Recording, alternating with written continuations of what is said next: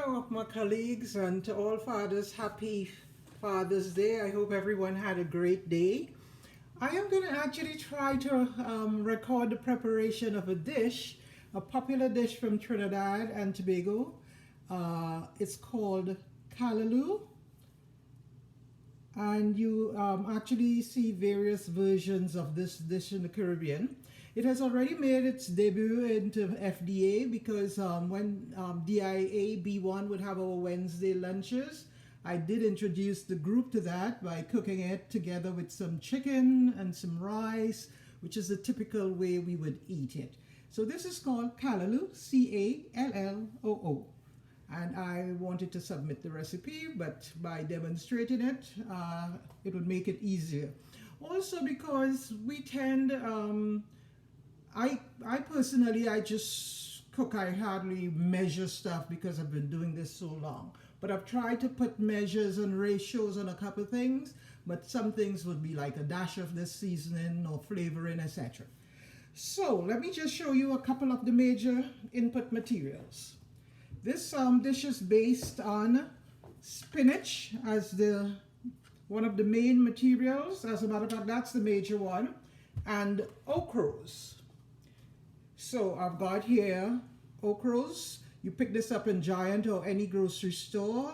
It's chopped ochroes. And let me just make sure I show you the spinach again. In Trinidad, we would actually replace this with something that is called dasheen bush, but that's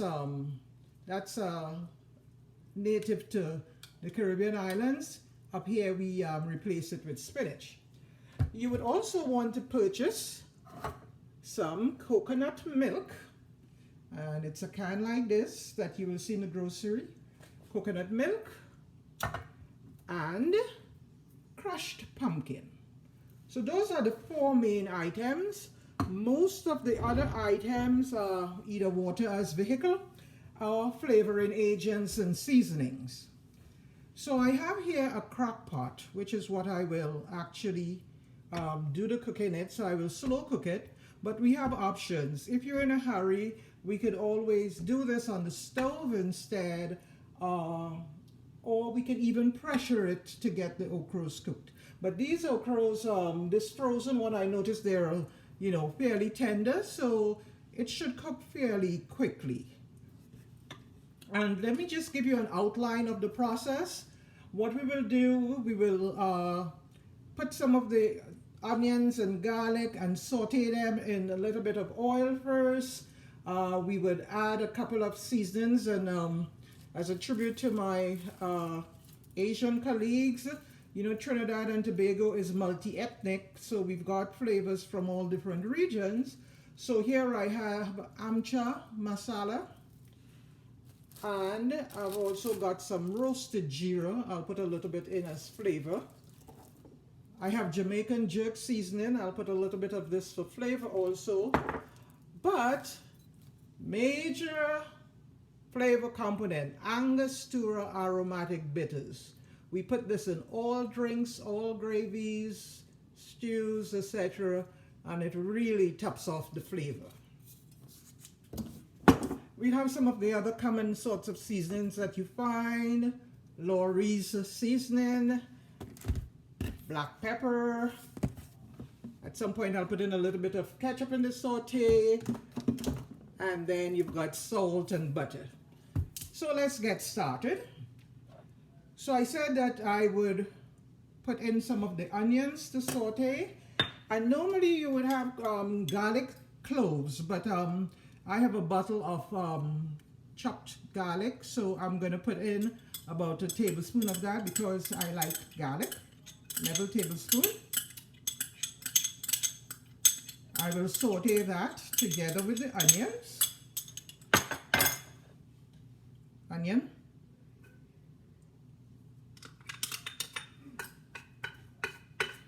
Now I did put 3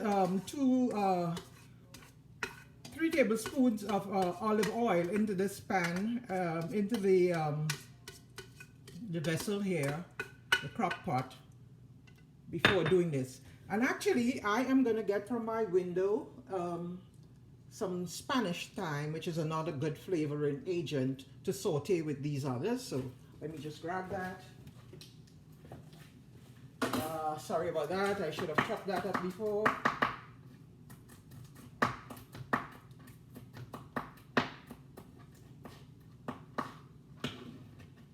So I'm going to also add that to the pot. The thing with this part of it is that in a crock pot, you would have to be heating this crock pot before and then put the oil, because crock pot is, not a crock pot, it's a slow cooker. You call it a crock pot? Or, yeah. But if you're doing it on the stove, then the saute process goes much faster because of the direct heat. But nonetheless, we will get it all into there.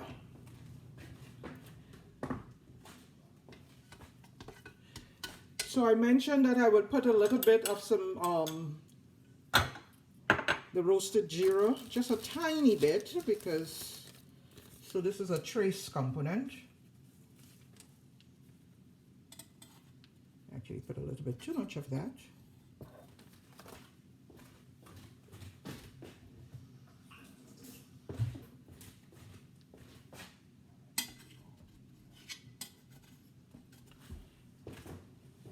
And I will put just I'll do a little bit better with this one now. The have to be very careful with the masala.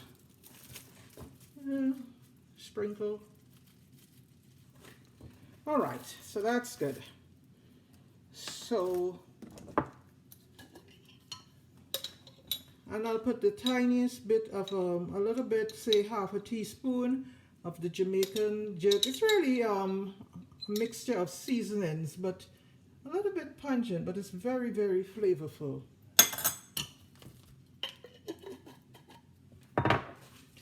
Okay, so that is smelling very nice there. So now we put in the major components, and that would be the spinach. Remember I showed you the spinach, and actually I have here, let's see, I have one, I kept one back to show you, and I'll have to open it and add it, but I hope you can see this. So it says chopped spinach. In this case I bought it at Giant, and I also kept the pack with the okra to show you all. So cut okra, and you can get that in any of the groceries. So let me just open the last of the spinach and add it to the bowl.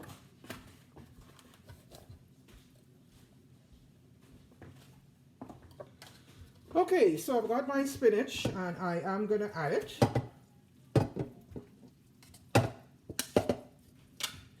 Now, you might find this sounds like a lot of spinach. It's actually 40 ounces I have here, 4 packets. I am going to freeze some because it's a little bit of work. So I make, what I'm making here would probably feed about 12 people. So my daughter isn't here this week with us because she had to go to one of those marches in Washington, so she has to self-quarantine for 14 days before she can come back to our house. So she's at her own apartment in DC. So she has not been here today to celebrate with us, so I'll have to freeze some of these goodies for her.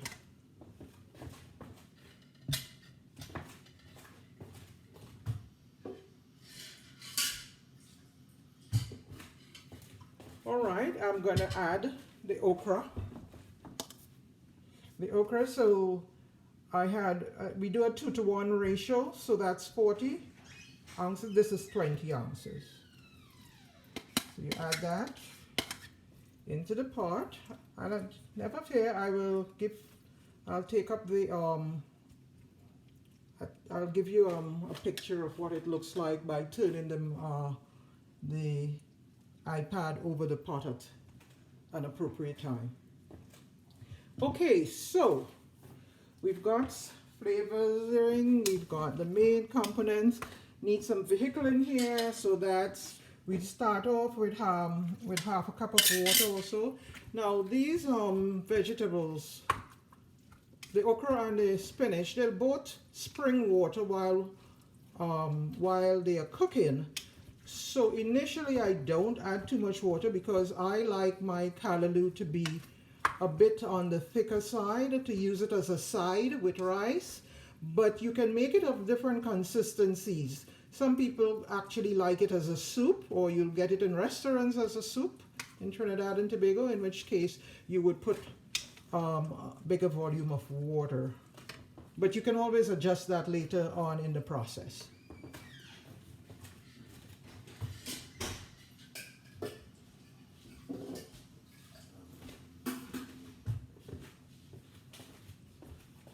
Okay, in this case I actually went for another half a cup of water because I thought it looked a little bit.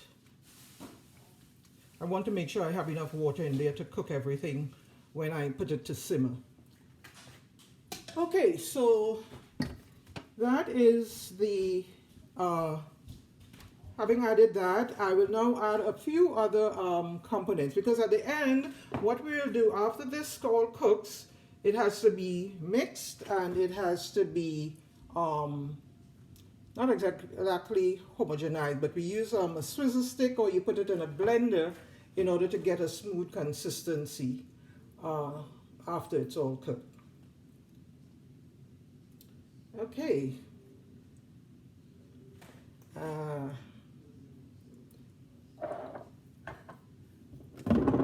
Okay, now this is where I tell you that sometimes, in most cases, I don't measure out everything. So something like glory seasoning, which is more, you're seasoning to taste, that's what will give me my salt component. But I will add the plain salt also when this is all finalized. But I like to have this stuff cooking in the presence of seasoning so that it absorbs it. I actually put a small amount of cinnamon.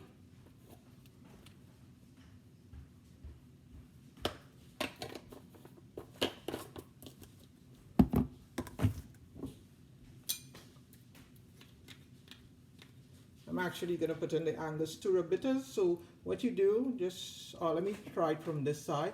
You want to put about 3 dashes of Angostura aromatic bitters.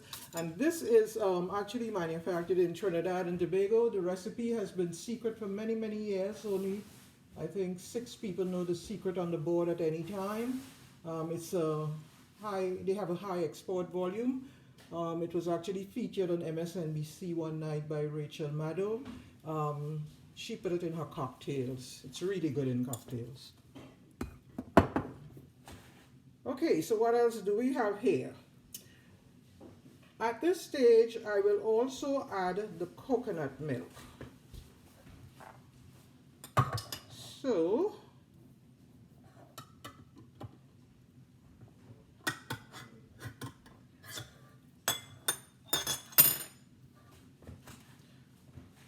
I've got to tin up the coconut milk here, and actually I would add the equivalent of almost a three-quarter cup of the coconut milk, and I will actually freeze the rest of it so that I can use in other dishes. Okay.